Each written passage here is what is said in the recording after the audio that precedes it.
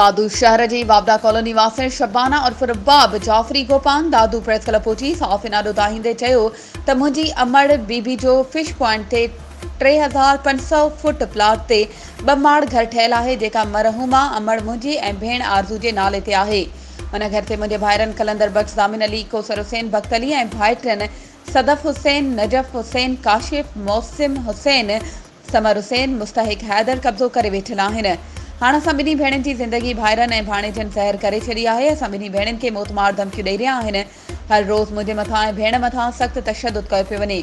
जोईटे ॻोठ मुबारक गोपांग में वालिद जी ज़मीन आहे जंहिं ते मुंहिंजे भाइरनि जा साला कब्ज़ा करे वेठल आहिनि।